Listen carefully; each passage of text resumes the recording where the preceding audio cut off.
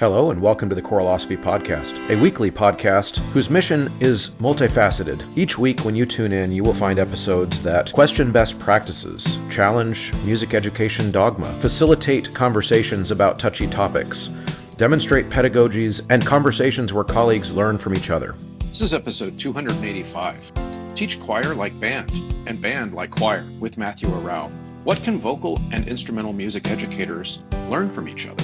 And at what point does specialization become unnecessary siloing of what should be a music education profession? Matthew Arau is the guest, and yes, another band director. There's been a lot lately on the show. I must have a wild hair going on. Back in January, I accidentally attended Matthew's session at the recent Music Educators Conference. And yes, you heard that right. We'll talk about it more later. I went into a room where normally choir things happen because the siloing is a habit. But I stayed for the powerful message that Matthew is going to share with us in this episode. I was glued to my seat, and after the session, I went and introduced myself, and here we are. So in this episode, Matthew Arau, who is an instrumental educator and leadership coach and author, shares innovative strategies for integrating vocalization into instrumental and band education in a way that I really think would make bands better if everyone did it, but it would also make the choirs in our school systems better if we were all teaching in these very similar ways, because again, we are music educators. He is also a passionate advocate for mindfulness and the inner work of the conductor teacher as a leader in their environments. So we discuss how to achieve a kind of teacher inner peace, so to speak, which can improve our classroom management as well as our attitudes about work. So music educators of all stripes, band, choir, orchestra, modern band, any type of music educator, you're going to want to listen to this episode because I think there are things that we should be pulling out as common threads across all of our disciplines. So tune in all the way to the end and have your thinking stimulated and challenged. And of course, reach out if you have questions or head over to the Choralosophers Facebook page to comment, or the more and more popular Substack as a place to join in that conversation there. Your music program or event deserves a platform that does it all, without the extra costs. With Ludus, you get seamless ticketing, built-in marketing, powerful fundraising, and volunteer management, where volunteers can sign up, schedule shifts, and track hours with ease. Need to sell merchandise and concessions in person? Ludus Retail lets you log sales by each group, track inventory, keep everything organized. Hosting music lessons or theater camps? They have a classes feature, which makes registration and student tracking effortless. And it's free for your organization. Thousands of programs already trust Ludus because they help you focus on what matters most, the performance. We all love to travel with our students, but we definitely don't love planning a trip. I know I've been there as the point person for details, and it is a nightmare. Forms, payments, fundraising, it's a never-ending task that takes away from doing what we love. That's where Kaleidoscope Adventures comes in. They've been planning performance trips for more than 30 years and handle all the details from start to finish. And one of the best parts about Kaleidoscope, they have crowdfunding options for every traveler. Contact Kaleidoscope Adventures at mykatrip.com to find out how they can take your travel beyond expectations. Underwriting and crucial support for this show comes from listeners themselves who choose to subscribe on Patreon or now on Substack. Subscribers get access to the private podcast feed as well as my Google folder full of goodies and much more. All right, everybody, I am here with Matthew Arau. Matthew is an instrumental educator, a band director, a leadership coach, and author. And we're going to be comparing notes here at the beginning of this episode about what it's like to teach vocal music and what it's like to teach instrumental music. And I'm hoping some things that we could be learning from each other if we weren't so dang siloed in music education. So Matthew, welcome to the show. Thanks, Chris. It's great to be here. Well, I'm going to start out by telling everybody a story of how I met you. So please don't take this the wrong way, but in Missouri at the Missouri Music Educators Convention, I accidentally went to your session. And when I say accidentally, I mean you were doing your presentation in the room where mostly at our convention vocal things happen, like choir performances, etc. And I kind of was up early that day, and I hadn't really checked the handbook at all of what was going on at the session. And so I thought I would just walk into that room to see what choir things were going on in that room. And then lo and behold, you're up there giving a presentation, and I sneak a seat towards the back, and I start hearing you talking about teaching band. And I thought, oh, well, I'm going to get up and leave. And then I hear you start to talk about the ways that you involve vocalization in your band rehearsals and why that is so important. And I stuck to my seat the rest of the time and loved the rest of the presentation. And that's why you're here today. So first of all, thank you for doing that. And before we get into those ideas that you presented there, why don't you tell everybody a little bit more about you, what you do every day, kind of what led you to do it, et cetera, and then we'll dig into the good stuff. Well, fantastic. Well, I've been a music educator, music teacher for 29 years, and today I'm a director of instrumental music education at Lawrence University Conservatory of Music in Appleton, Wisconsin, and I'm an author of the series of Upbeat, and this is the original book, Upbeat: Mindset, Mindfulness, and Leadership in Music Education and Beyond. And I also have a company called Upbeat Global, and I teach leadership to students, educators, high-performing leaders, entrepreneurs, and the mission is to inspire positivity through leadership in music around the world. And prior to teaching at the college, I'm on my 12th year at Lawrence, I was a public school music educator in Colorado, where I taught middle school band for 8 years and then high school band for 7 years and at Walt Clark Middle School and Loveland High School. And so I've always felt there shouldn't be separation between vocalization and singing in instrumental music. So really from the beginning of my career, I had my beginning band students singing. And so I'm excited to kind of talk about how we can bring it all together. Yeah, it's fascinating to me because I, of course, as a choir director, we oftentimes surprise instrumental educators with how little students are asked to prove that they hear the music in their heads, which of course is what audiation essentially is. In the instrumental side, I've heard it called just being a button pusher rather than being a person who can truly hear the music. And on the vocal side, oftentimes it means we're echoing back or following along with a piano, and we're not really proving, the students aren't necessarily proving that they have the music living inside of them like a language. And that's what grabbed me about your presentation. So how, if you were to just say kind of in a simple way to start, how frequently should a middle school or high school band student be vocalizing? And how would you describe that to somebody if in your ideal world and how you would teach? Well, I think it's interesting to think about the role of elementary music in general music education. Mm-hmm. We expect students in elementary school, if there's a thriving general music program, to be singing, every time they get to interact with a music teacher. And then something happens when we join band or orchestras. Like sometimes we forget about all the experiences that students had beforehand. And I really think it's important to remember there can be this bridge where they're not starting from scratch when they enter middle school, for example. Hopefully, they may have had 5-6 years of musical experience, and a lot of that was singing. And I'm a saxophonist. Started saxophone when I was 9, piano when I was 7.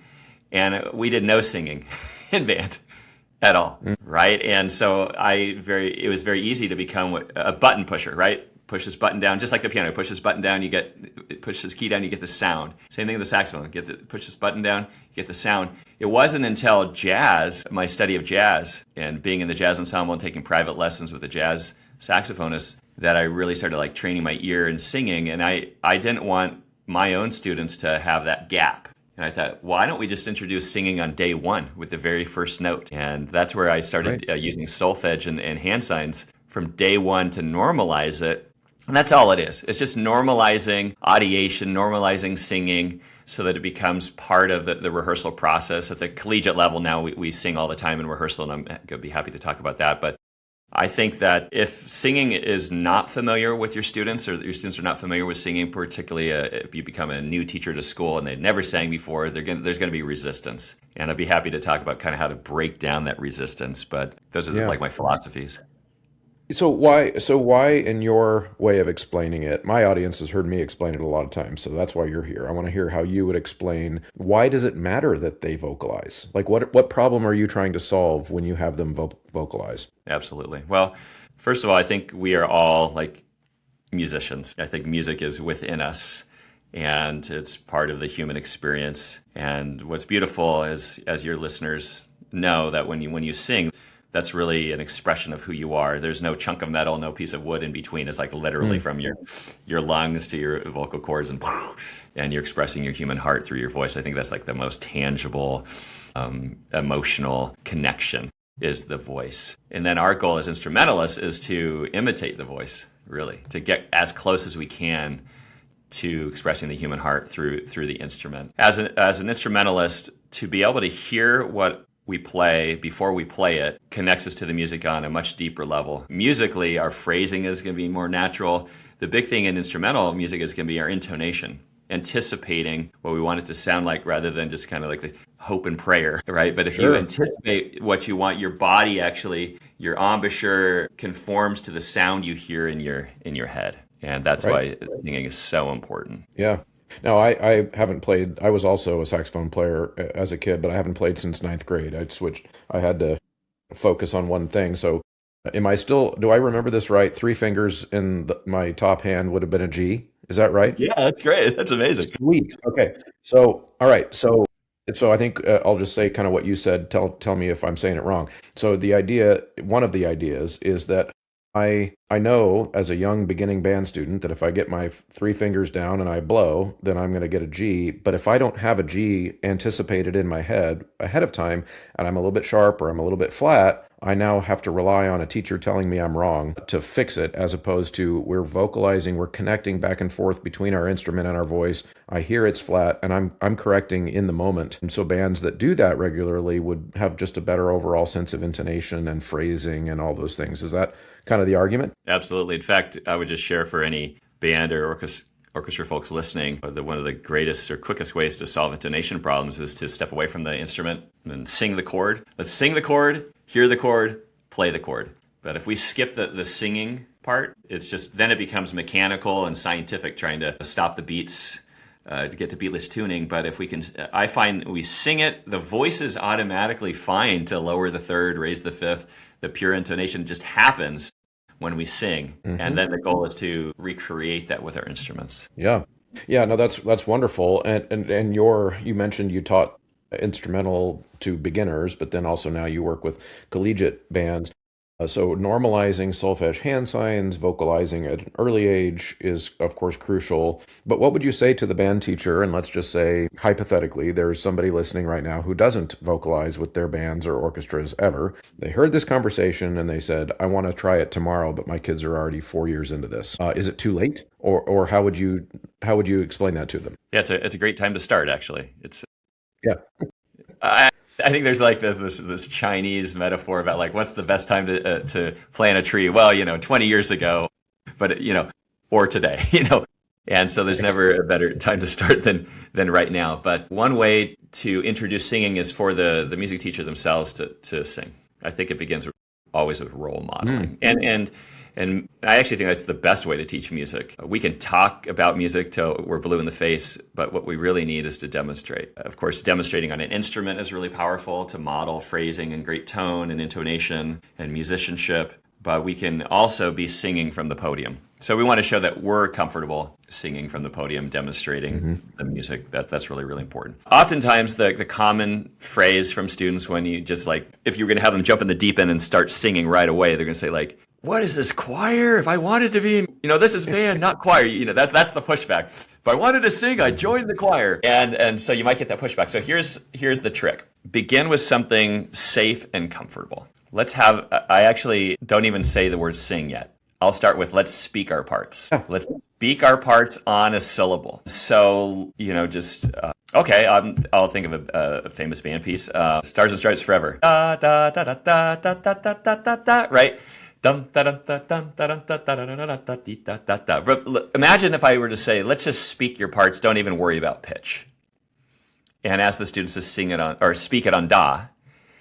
Inevitably, what would happen? Some students would just naturally, they would a lot end up singing. And then some, if they're uncomfortable with their pitch recognition at the beginning, that's fine. They could just go da da da da da da da da da da da da da da da da da. That's fine. But some students would probably start singing the pitch because it just is natural that way. So that's one approach. Don't make it about singing in the beginning. Another thing is we're working on a single pitch or even a chord. Have the students audiate. Say, hey, listen to that inside your head. Hear it inside your head. And now let's hum it.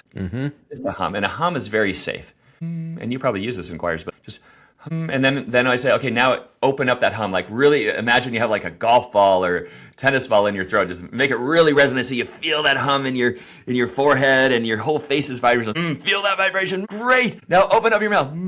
What happens? All of a sudden, the group is singing. You've removed the terror. Yeah. And you've shown we can go from a hum to an ah. And then we do that a few times. It's like training wheels. Feel better, more comfortable. Okay, this is a safe place. Nobody's going to laugh at me.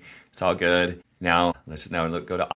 Great. Let's try some other syllables. Ooh, oh, that kind of thing. Or speak it on two, whatever the articulation is. And I find just introducing it that way, and then you start to normalize it. And start with single lines, and then eventually you can move into, duet lines, and then eventually you can do Bach chorale, 4-part harmony. But you have to build up to that. Sure, absolutely. Well, it's amazing how what you just described is so similar to a beginning choir, because even though it's an elective in most American middle schools and high schools, you'd be amazed to, maybe you wouldn't be surprised at all by this, but how frequent a kid signs up for choir, but then they are still afraid to sing. And so, like, starting with hum, starting with light vocalization, speak your part, all those types of things are very similar to how I approach beginning choir kids, and that's kind of where the inspiration for wanting to have this conversation with you comes from, is just like, I feel like there are so many similarities between what a really strong, what I would call rigorous, not because I don't use rigor to mean following orders and being strict, but like individual accountability for the learning within a band, within an ensemble, within a choir, starts really from inside our heads. That vocalization, sometimes we as the leader have to coax that out of them. So I just think that's fascinating. Now, I do have a kind of more technical question for you, though. What do you do in your bands when you have a piccolo player who's a low bass? They actually I guess I haven't addressed that. I basically say, sing in your So pick an octave that makes sense and feels good and doesn't hurt and all those things. I figured that was the answer. I just want to. It's interesting that you bring that up, because I literally just had a rehearsal on Wednesday, just a couple days ago, and we're actually singing on a piece. It's actually part of the piece. It's Children's March by Percy Grainger, and has this really cool 4-part harmony thing in the band and piece itself. And so I was asking, okay, who's going to cover the bass? Who's going to cover the tenor? And so there was a flute player who's singing bass. He started speaking to me. I'm like, you're a bass. And so that certainly happens. I should share that I love including hand signs when possible. Yeah. Say more about that. How do you use that in class? Yeah, so actually, beginning band, I'm an advocate of teaching it on day one when you're learning that first note. A lot of band method books will start with concert F within the B flat major scale. So what is F in B flat? Sol. Great. So often model F and then just start with hand signs. And the cool thing is that a lot of students learned hand signs in elementary school. But again, we disconnect when we start in middle school. Sometimes we forget all the training that they already had. If they haven't been familiar with hand signs, it's just a fun thing to do, to connect it kinesthetically, and that helps things stick. I know for me, I learned hand signs and with sight singing in college, undergrad. And it really helped me, having that kinesthetic connection. Right, absolutely. And I think one of the things that I've noticed over the years is that I do a presentation to choir teachers all around the country. And one of the things, and I have several that I do multiple times. And so I've had a chance to gather a relatively large sample size on this particular question, which is I have them raise their hands in the audience of which of you were in band. And these are current vocal music teachers usually. Yeah. So, about half the room usually raises their hand. I was in band. Okay, so then how many were in orchestra? A third of the people or so raised their hand. I was in orchestra. And I say, okay, how many of you had piano training, guitar lessons, something like that? And a few more raised their hand. And then I'll ask them, how many of you had no instrumental training at all? Almost no one raises their hand ever in vocal music education. And so one of the things that I find fascinating in my study about that is that when we in choirs tend to allow, and you talked about that, acknowledging the training that they already have other places, we often are not very good on the choir side of getting kids to read music well without someone else providing the answer. And so the kids who have the instrumental training oftentimes are the ones who arrive by the college level. They're the ones who are reading well enough to actually be proficient enough to go teach music. And then we repeat the cycle by not by not teaching our kids how to do it. And so it's an interesting thing, because what I feel like you're talking about is really the best of both worlds that should be mimicked in choir classrooms as well, which is that we are trying to think about the music in multiple ways. In our head, vocalizing kinesthetically. So we're body movement, what we hear and what we see on the page, all those things have to integrate in all kinds of different ways in order for us to really learn the language of music. Is that something that you you think about consciously, or do you notice it in your classrooms? I definitely into like teaching the whole aspect of music, integrating it all, realizing what it means to be a complete musician, so that as a music educator, we're not, the goal is to have students be able to continue to create music the rest of their lives. I don't know if you've heard about it. If you haven't heard about it, you've got to go try 3-Minute Theory. You can go to 3minutetheory.com and you can check it out now. When you decide to get this comprehensive system of pre-made materials for your music theory related concepts, you just go into that account and pull out tons of ready-made material. I don't think you'll be even able to teach all of it in 1 year. It's so much stuff that you can tailor make and custom make to your needs. So go check it out. And of course, use the Choralosophy discount code when you sign up to get a 15% discount on your membership. Right? Whether they continue into college or not, I want music to be something that they can do, they feel comfortable doing, and where they basically we move from dependent to independent, right? This idea that eventually the goal is to release the student, and then they can make music on their own or join community groups. And so the ability to be musically literate is really important, to be able to read music, whether you're a vocalist or an instrumentalist, but also to connect with the sounds of it and anticipate. I always share that music's always created twice, first in the mind and then with the voice. And that's a concept that also connects with upbeat, that you have the vision of what you want to create, and then you create it, or you set the intention and then you take the action, right? Or your thoughts are the upbeats to your actions, your attitude is your upbeat to any situation. You hear the sound and then you create it. And I think that's the goal, is to hear it rather than, I hope when I press this button down, it's the right sound. I mean, brass musicians already have to anticipate, because of the different pitches they can get with, multiple fingering. The same finger, they can get like 5 pitches. And so they have to maybe be able to hear, at least anticipate the feeling of the embouchure. Whereas a beginning saxophonist, basically, if you have the general embouchure shape and the finger down, with or without the octave key, you're going to get close to the right note. You're going to be in the ballpark. Right. Yeah. Absolutely. Yeah. Now, one of the things that was funny when I saw your presentation in Missouri, I started texting all of my school district friends, especially some of my band directors that I feel comfortable joking around with, and basically saying, okay, so I'm in this session right now, and I'm going to come back with a whole bunch of ideas of things that should be rewritten, because we're rewriting our curriculum across our district right now for music. And this vocalizing thing has got to be there. Like, we've got to be doing it. Because in my district, our kids get everyday band starting in 6th grade, everyday instrument specific stuff. And so my son, for example, was started in the clarinet class. And so that's everyday just clarinets. And so they're working, and they got real good real fast. But on the vocal side of things, they don't get everyday choir until 9th grade. And so they're coming through all of middle school with their only option for everyday music instruction is instrumental. And so I'm sitting here going, okay, so this could be the solution to everyone's problems. It will make our bands better, but it'll also get to the point where then the kids get to 9th grade and I go to them and say, hey, I think you could sing in the choir too. And they won't say things to me like, oh, I can't sing.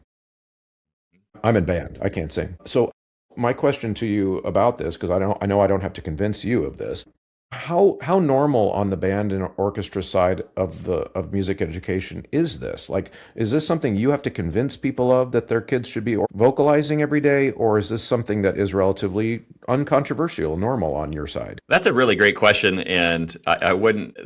Be a really cool like PhD research question on the Sure. What is the role of vocalization in instrumental programs? I think a lot of folks end up teaching the way they were taught. Isn't that interesting? Even you can go through an undergrad music education program that stretches you and shares all these creative things that you can do. And then people end up falling back to, well, what did my teacher do? It's fascinating. I think there's something to do with parenting in that too. Like a lot of us end up parenting the way we were parented, even though you might have other ideas, but you kind of fall back to that comfort zone of what do you know? What have you experienced? And because of that, there's not as much singing and vocalizing and instrumental programs as there could be. And I think it's because the music teachers themselves didn't experience it when they were growing up. So they might have a shyness and uncomfortability, or they feel like it's not worth pushing through that resistance to get to the other side where it's just accepted. Because I normalized it, I was so amazed with how my students would just burst into song or be in the hallway, looking at 4-part chorales and hand signing together. And in my mind, I was thinking, I couldn't do that when I was their age. I didn't do that. I never did that I in band, couldn't. but here's where I did sing growing up: jazz band. Hmm. In jazz band, now I had an excellent jazz educator, he was my band director, but jazz was a specialty. I grew up in Sacramento, California, and we were always singing our parts. So when we would go into like the sight reading of a band festival, we would just sing and finger our part, right? All this kind of stuff. It was just normalized for us. And it was really hip. We thought singing was cool. And so before we even played the piece, the judges were like completely blown away because we were just like singing our music. But interestingly enough, the same director we didn't do that in concert band. We did it in jazz band. And the jazz band was smoking hot. And so I think there's some things sometimes that are happening in the jazz education, and we separate it. Like improvisation. We'll learn to improvise in jazz. Well, why don't you learn to improvise in concert band, right? Why can't we learn to create in the concert band setting too? And which you can, I would have students improvise using the Jamie Aebersold record in concert band, after you learn the scale, like working on improvising in concert band setting. But oftentimes in the jazz world, they'll say like, hey, sing your solo, then play your solo. Scat sing in the instrumental world. But you don't see that as much in the concert setting. Yeah. I think that's definitely an issue in the choir side as well. A part of it, and this is something I've acknowledged on the show several times and over the years, that of all these kind of whole language or holistic language of music things that I advocate for, improv is the hardest for me to accomplish, to be honest, with 80 kids in the room. Sure.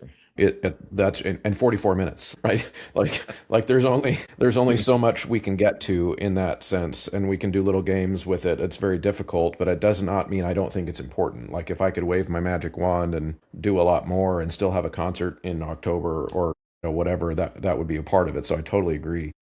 I've got one more technical kind of question about this concept, and then I want to move into upbeat concepts, if that's okay. So one of the things, another thing that came up in your presentation that I texted some friends about was this idea, and I was talking to some middle school choir teachers about it, about your presentation. And one of the things that I heard right away is, well, what about the kids who can't match pitch? And how do you incorporate them? Is that a big barrier in your experience for beginning level bands, getting a whole bunch of kids who just like can't get their voice to do the pitch? Is that something that you've come across a lot, or is it kind of a non-issue? Well, it's because at the middle school you're also dealing with the voice change, and Sure. and that can be challenging. Where like you knew where everything sat, and then all of a sudden you start to change your voice, and like, oh my gosh, where I thought it was, it isn't.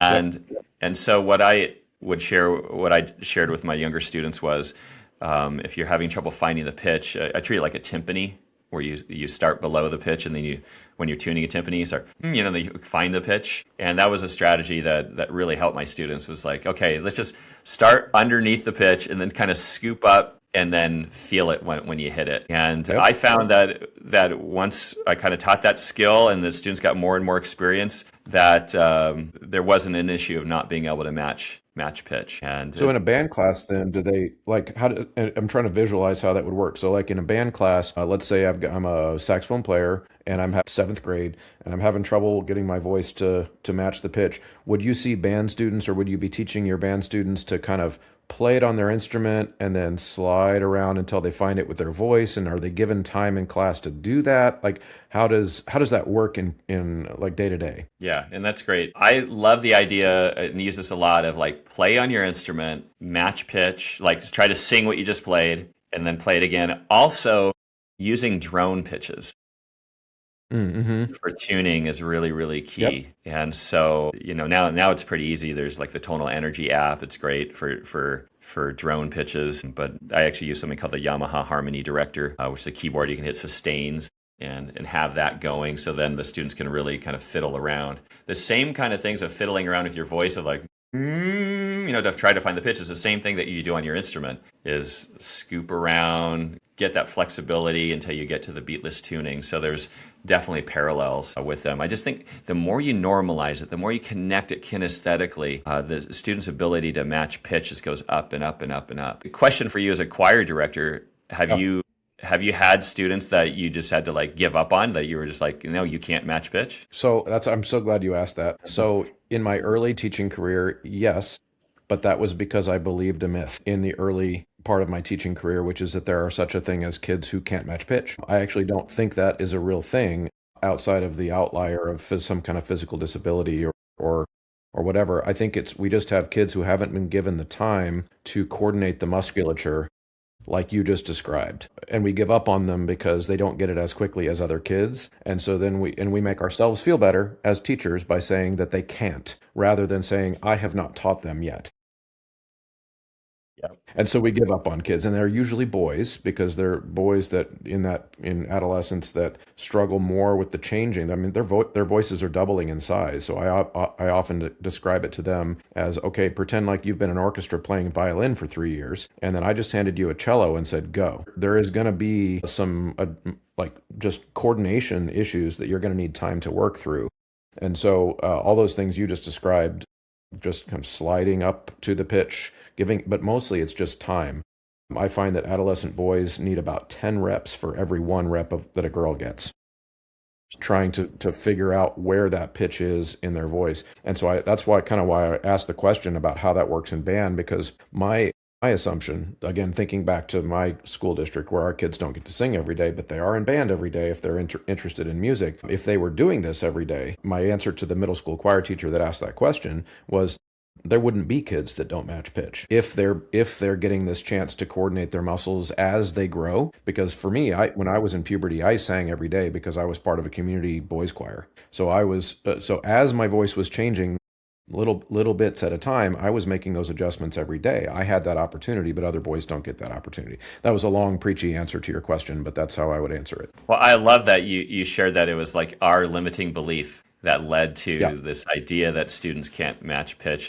And I agree with you about that. I'm a big believer in growth mindset and the feeling that our belief in our students influences what they can achieve. And so we need to shatter our own limiting beliefs and then find the strategies to help us teach better. And, it may mean that we need new strategies, more strategies. It might mean they need more time, like you mentioned. It may mean that, more effort needs to be put into it, and the focus on the process, which, by the way, what I just focused on, strategies, time, effort, process, spells the word step. Strategies, time, effort, process. And I think that's what it really is about taking that first step and then that next step and then that next step and continuing on that pathway, as opposed to saying like, oh, well, I guess it's just not going to work out for you, because that's more a reflection of us than the student themselves. Yeah. Now, okay, that's just wonderful. And I think that people are going to find that segment helpful, because there's just a lot of useful ideas here for both band, choir, orchestra teachers. I really do believe that we should be doing things more like each other. There's so much we could be learning from each other. I used to think of myself as a choir director first, like my own personal sense of identity out of undergrad, let's say. I'm a choir director, and then I'm a music teacher, and then I'm an educator. And that is, over 23 years, that has flipped completely. Like, I am an educator first. I specialize in teaching. That is my expertise. Second, I teach music. And then third, I'm a choir director, because that's my medium that I use to teach music and to teach kids. All those things have flipped, and I've become so much better as a result of that. Great. Yeah. So let's go into upbeat. What does it mean to be an upbeat leader, teacher, conductor, etc.? Yeah. Well, it's interesting because it's a great segue, because I really think that leadership comes from within. And so often when people talk about leadership, it's about like how you lead other people. And if you take a leadership class or you read a lot of the leadership books, it's all about how I'm going to lead you, how I'm going to, make you want to follow me, to follow my vision, all the external side of leadership. And I don't disregard that. I mean, there's certainly elements of course, we are leading other people, but the most important person we ever lead is ourselves. And so that's where leadership really comes from. And when you think about leading yourself, it's like, what are my belief systems? What is my mindset? What is my attitude? What is the energy with which I'm greeting the day? How am I bringing, how is my attitude impacting other people? What is my internal self-talk? Right? That's where a lot of limiting beliefs comes from, is our own self-doubt, our questioning of self-worth, and then that unfortunately comes out on the podium in the way we interact with students. So I do a lot of inner work with Upbeat. In fact, I share this idea that while as Upbeat begins with the letter U, leadership also begins with you. And the Upbeat is summarized in this following way. It's Our thoughts are the upbeats to our actions. Our attitude is our upbeat to any situation. We choose our thoughts and our attitude. We choose our upbeat. And I think that's really empowering and important to remember, because so often in life we can point to other people, we can blame other people, but it's like, no, it's what are you bringing to the table? How can you be a positive influence? The concept of the upbeat comes from being a conductor. So it stems from the prep beat that we give as a conductor. So I'll share what that means. So imagine you're in front of your choir and you're about to start this piece of music, and you give the upbeat, you breathe in, you breathe out on the downbeat, and then the choir comes in singing and with that first note and those first sounds. Well, as a conductor, you've studied the score ahead of time. You have a vision of what you want to create. You hear it in your mind before the sound happens. This comes back to music's always created twice, first in the mind and then with the voices or instruments. That anticipation, that hearing of what it is already, that intention is the upbeat. Much like I extend it to athletics too. I'll say, like in football, the throw is the upbeat, the catch is the downbeat. In basketball, the shot is the upbeat, the swish is the downbeat. In track and field relays, the handoff of the baton is the upbeat, the catch is the downbeat. The way we walk into the room is the upbeat. Our energy when we greet somebody is our upbeat. The attitude we bring to our rehearsal about what we're looking forward to or what we're dreading, that's our upbeat, right? And I'll share, in life, you can choose to be a thermometer or a thermostat. And a thermometer just accepts things the way they are. And we've all experienced that. We're like, the students come into the room and I guess it's going to be one of those days, right? But a thermostat, you can change the temperature, you can change the weather. And that's when you can see, kind of feel this energy in the room, but I'm going to be the thermostat here, and I'm going to be able to adjust this energy with the upbeat that I bring. And we've all seen this when we are passionate about a piece of music, we just can't wait to rehearse it. As the teacher, the students get excited when we do. You know, if you're fired up, the students are like, "Oh, wow, there's something going on here." But if we're having one of those days, which of course we all have, you know, we're low in energy, just some other stuff's up on our mind, or we're not fully present, students pick up on that too. And then you're like, God, that rehearsal didn't go so well. Well, why didn't it go so well? Probably because of our upbeat. Yeah. So it sounds like, and this of course is a book and a series of materials that is on GIA, music education stuff, but it sounds like it's not just applicable to music educators. It would be something that these concepts would be relatable to anyone who is a leader of people. Is that fair to say? Absolutely. In fact, and it doesn't mean upbeat. Upbeat means some kind of toxic positivity thing. I was scanning through some of your materials, and it doesn't mean force yourself to be upbeat all the time.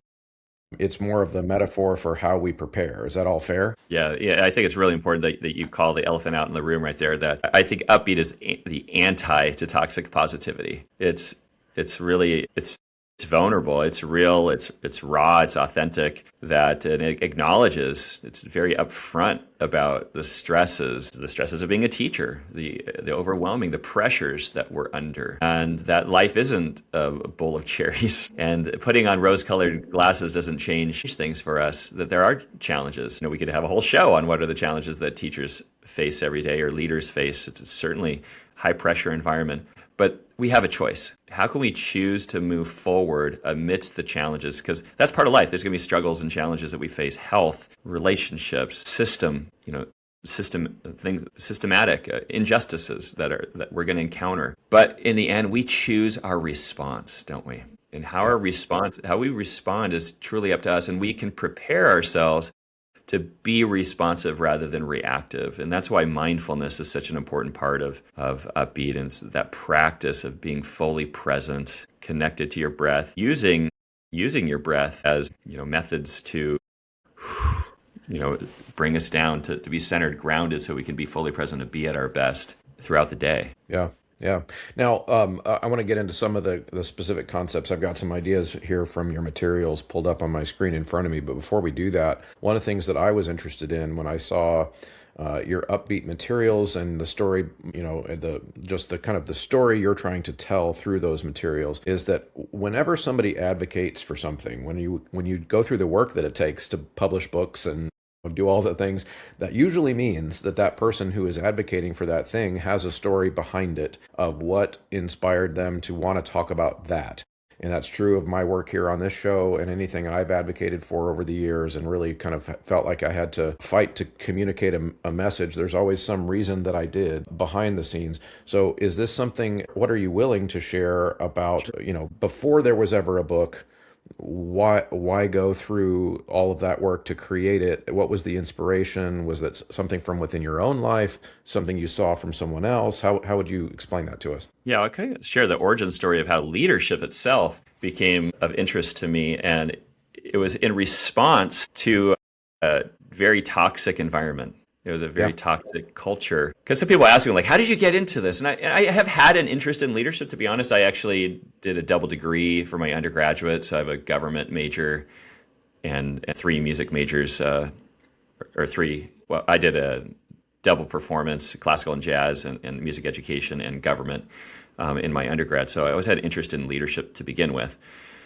And then I became very interested in personal growth when I read The 7 Habits of Highly Effective People through a book study when I was in middle school, band director. And that led me to go down the rabbit hole of personal growth. But when I took over the high school I was at, there was a lot of resistance to the new band director, who was me. And a lot of pushback and seniors literally trying to sabotage what I was doing. And it led to a real toxic culture. And the beginning of the second semester, 2 students knocked on my office door, 2 trombone players, Brad and Greg, junior and sophomore. And they said, "Hey, Mr. Rao, can we talk to you?" I said, "Sure, come on in." And they said, "Well, we're sick and tired of how the seniors are acting. And we believe in you." And the prior director had recommended me for the position. "We believe in you, but we know things aren't the way they should be or could be. Is there anything we can do to help?" And I always remember that. I had 2 students ask me, "How can I help?"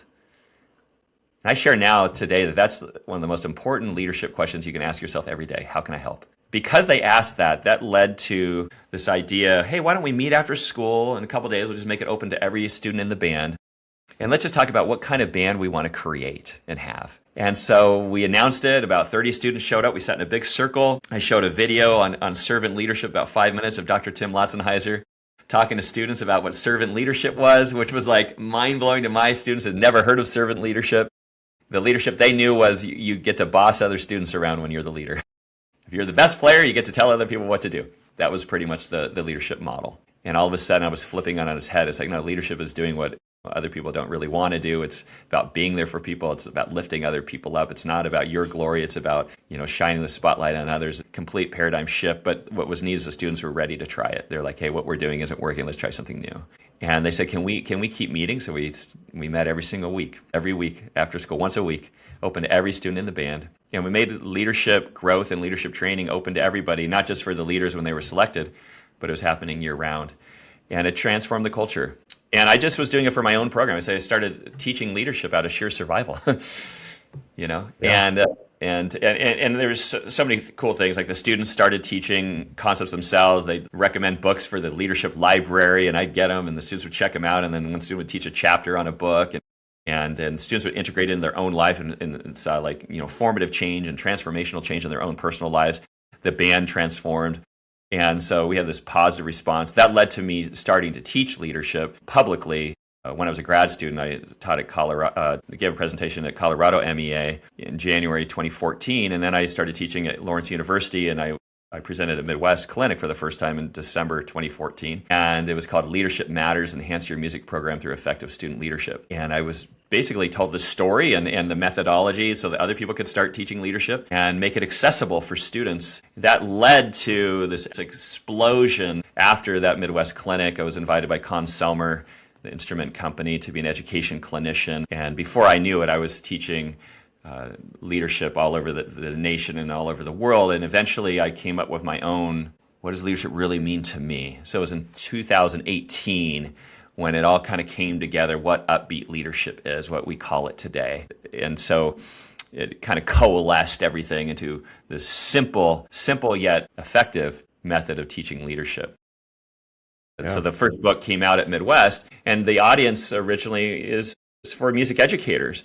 But as I soon discovered, as I was invited to lead school district professional developments or all school professional development, that the messages were resonating with all teachers. And then it kind of leaped out of education into working with executives. And now I have the opportunity to speak with companies and entrepreneurs and CEOs sharing this message, which the origin comes from music, this conductor metaphor. But the messages such as the power of get and supercharge your mornings, sustain your upbeat all day, and the 4 C's of upbeat leadership, which are character, competence, connection, and clarity. These concepts ring true no matter what your background is, no matter your age, no matter your field. Wow. Yeah. Yeah, no, it's funny as you tell that story. The reason I asked the question originally is because that was going to be my guess. Just in reading your materials, is that you must have experienced some kind of a toxic culture problem, because typically that's what we do when we experience a problem. If we find a way to solve it, we want to share that solution with other people. And so that's thank you for sharing that. I think that, I've been through similar things with kind of the ebbs and flows of a school culture, depending on which kids are there, which adults are there, who is the administrator and how do they support or not support, those types of things. So many things that we do as teachers are in our control, but then there's also that element that we can't control, and we're always trying to balance those things. So that's really good.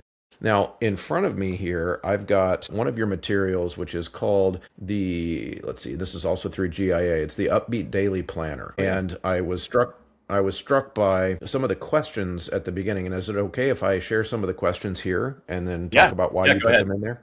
Share what it looks like. There it is. Yeah. So daily planner. Yeah. Like a daily journal. Oh, sorry. That was the journal. The daily planner is the one you're talking about right here. Oh, so those are 2 different things. Got it. Yep. Got it. So one of those questions was to think about a time when you were a thermometer instead of a thermostat. And how could the situation have been different if you had been a thermostat, essentially? So tell us about that. How do you conceive about those 2 ideas, and why does it matter that we think about the dichotomy there? Yeah.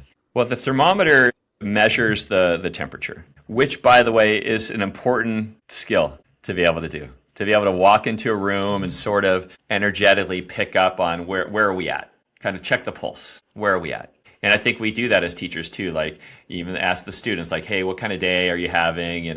Thumbs up, boom, boom, kind of it's a check-in. It's a check-in. But the thermometer can't change the weather at all. It can't influence the feeling, the vibe, the energy in the room. It just measures it. A thermostat, however, as we know, like we can lower the temperature or we can raise the temperature of a room with intention. Like we can turn the knob, but how can we do that in our own life? Well, what I found is that by leading with positive questions, we can start to shift the conversation. In fact, I share in the book in chapter 1 a concept called a positive lead. Let's say you have a colleague who every time you encounter them, like it becomes like a venting fest. And you kind of know, like, oh, if I'm going to see this person, they're going to complain to me. Energy, and even my own energy might be taken down with them. But what if you were to anticipate that and ask a question like, hey, what's been the highlight of your day so far? Or what are you looking forward to today? And you take the lead. It's a positive lead. All of a sudden, the conversation takes a different turn because the person you've asked that now goes into the positive realm. And they start to consider, what were some of the highlights of the day? And their brain is now scanning their environment for evidence of that. Or what am I looking forward to? All of a sudden you think about what you're anticipating. And your mind is now in the positive realm. When you're in the positive realm, you actually are open to more possibilities and solutions. You see these opportunities that you never noticed before. And when we're in the negative realm, our mind, for self-preservation, narrows. And you only see the problem, right? But when you open yourselves up with, for example, gratitude. Man, you could be having the worst day, but if you can find one thing to be grateful for. Yeah. And I think that like the suffering I've experienced, I've had very serious health issues. I think even like the mortality of life, in a way, like those struggles, those challenges that we face lead us to reflect with gratitude. And some days, like for the next breath, like I'm grateful for this breath. I'm grateful to have this moment, and that changes things. That's being a thermostat. But it begins with yourself. Like my choice to consider gratitude allows me to start changing the inner weather, and then I can find that in the external world as well. Yeah. Now, what strikes me about these ideas, and I want to see if this is a conscious thought for you, is yes, these are inner work ideas. These are health, happiness, and balance for educator kind of ideas. Obviously, they're the types of things that could impact a person who is struggling with work-life balance, with bringing negativity from outside the job into the job, etc. But also, these are classroom management strategies, which is interesting. And I don't, it's not, it doesn't seem to be sold specifically as that, but I think it really is. In other words, like if we are like, how much of an unorderly or disorderly, I guess would be the word, disorderly classroom environment, especially in ensemble music, I think, because we're all trying to do stuff at the same time, comes from a dysregulated leader. That because you mentioned early in the episode how students pick up on these things. So one of the things you shared your story, I'll share the brief version of one of my toxic environment stories where there was discord and disorder between me and some adult colleagues outside of the classroom in my building for a while, that was being brought into the classroom in ways that I would call unprofessional by those adults. And I was trying to figure out what balance of positive and what balance of acknowledging the problem should occur. And looking back on that school year, I think I probably didn't acknowledge enough of the good things that were going on in my life, but also in the classroom, in my effort to try to create that balance. And so I was dysregulated. The classroom management was worse. Kids were speaking out of turn, being rude to each other, being rude to me. I was more snappy and reactive than I was calm. You mentioned the breath, the smiles, like all the things that are natural to my personality were not showing up in that classroom that year, and my classroom management suffered as a result. So do you see that connection, and is that something that you would encourage people to consider with these materials? Absolutely. And I'm really glad you brought that up, because our emotional and nervous system regulation is really key. And just like our external world is a reflection of our inner world, our classrooms are a reflection of ourselves. And you just painted a story, or painted a picture of what that looked like. You shared, you were facing some inner challenges, you felt dysregulated, and the classroom, the students mirrored that. And that's certainly the case. So that's why I do focus on the inner world of the leader, of the teacher first, before we talk about even going into the classroom. In fact, the first book's divided that way. It's like part one is Ignite, and it's all about the person reading the book, and then part two is bringing it into the classroom, creating an upbeat mindset classroom, and then mindfulness in the classroom, then creating an upbeat culture is all in part two, and part three is all about leadership. But the more grounded we can be, the more grounded our students will be. But I also love teaching the students the same strategies that I use. And at the clinic you were at in Missouri, I taught what I call the focus breath, which I first introduced to my students because I was feeling stressed out, and I'd been doing a lot of breathing techniques in hot yoga. And I thought, well, I'm going to bring this into my classroom. And so we just sat and relaxed, and our shoulders relaxed, our neck relaxed. And I simply said, okay, let's breathe in your nose for 4 counts. Let's breathe out your nose for 4 counts. And we did that 3 to 5 times. And the students were just kind of in the Zen zone. And one student, Janelle, tenor saxophone player, she looked so relaxed, and she looked up at me and she just said, "Can we do this every day?" And I realized that it wasn't just me as a teacher that was stressed out. My students are stressed out. And you'll find that if you ask your students, how many of you have experienced stress today? I think every single hand will go up. In school. Every hand will go up. Now it's like, hey, well, let's do something together to help us all reduce our stress. Now you're teaching them nervous system regulation skills, but you can integrate it into your class. And what I discovered with the focus breath is you can't talk when you're breathing in and out of your nose. So it literally did become a classroom management technique, but it was a refocus technique. And I no longer ask students to stop talking. I use a verbal. I say relax, which I think we can all connect with. Dignified, it's respectful. Relax, let's breathe in our nose and out our nose. Or relax, let's do the focus breath. And everybody just redirects, and now we're ready to learn and be focused at our highest level. But the stress just leaves the room when you can lead the group through a mindful breathing technique. You can do it at the beginning of class. I like to use it also in transitions sometimes, because sometimes transitions can get a little chaotic as we're changing out the piece or changing out the instruments, but then bringing it back with the focus breath and then into the music. So it does, it serves so many purposes. Yeah. No, it's interesting because it kind of, I actually think I see connections to the first half of our conversation when we were talking about the music, internal audiation, and all those types of things.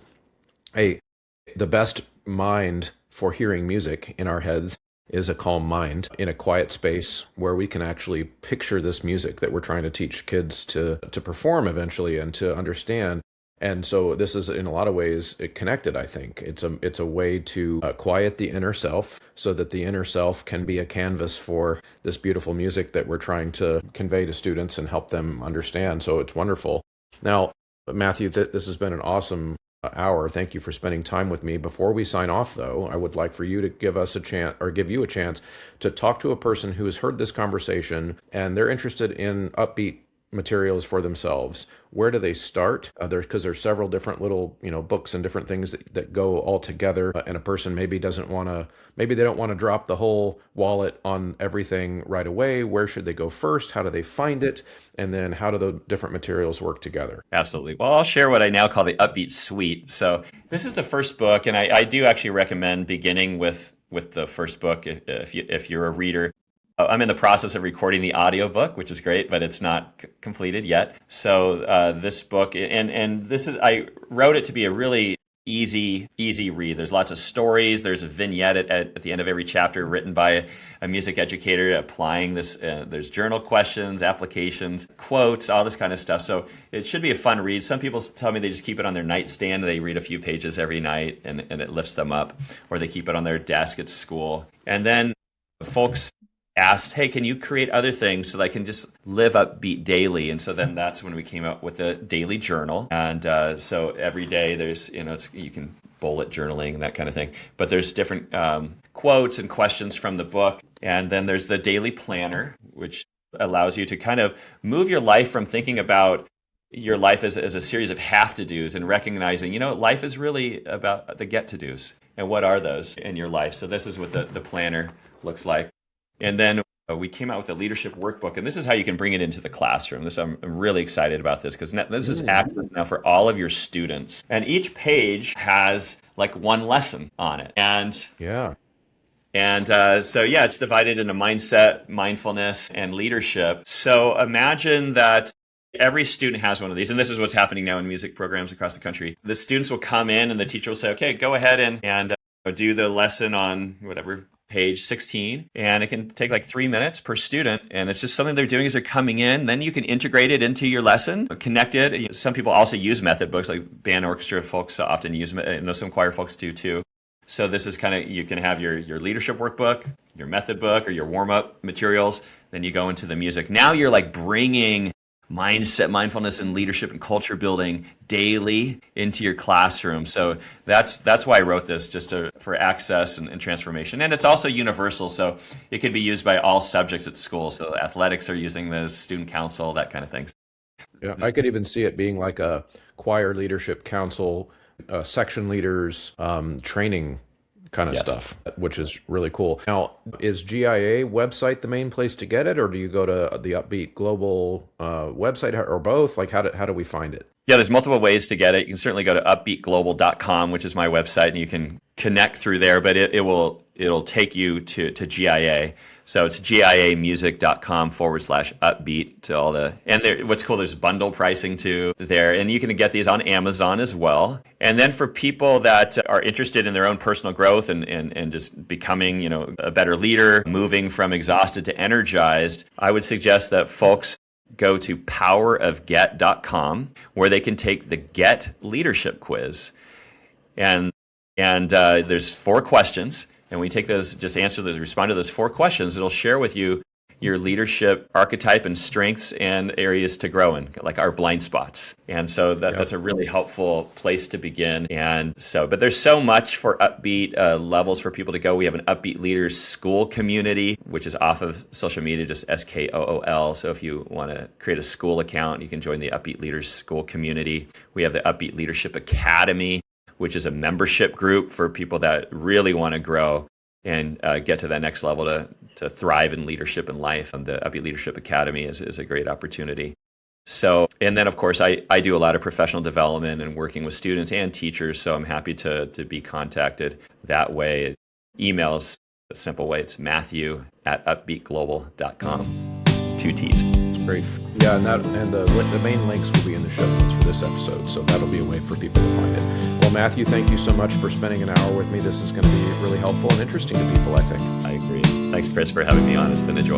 Thank you so much for sticking around to the end of a conversation. If you are still hearing my voice, that means you're one of the MVPs, one of the diehards, one of the real ones, as the kids say. So if you are willing on the way out to check out a few different ways that you can help me continue to make this show high quality. One, use the promo code. That's the biggest one. At Sight Reading Factory, at mymusicfolders.com, at mychoirropes.com, at graphitepublishing.com, and endeavormusicpublishing.com. All of those take the Choirlosophy checkout code. And of course, now the newest one is 3-Minute Theory. You can get a 15% discount when you enter Choirlosophy at checkout there. And of course, going to Apple Podcasts and leaving a positive review is very helpful there, and sharing the episodes to your colleagues in real life and on social media. All of those things are incredibly helpful and allow me to continue to create this resource for you. Thank you so much for tuning in. We'll see you next time.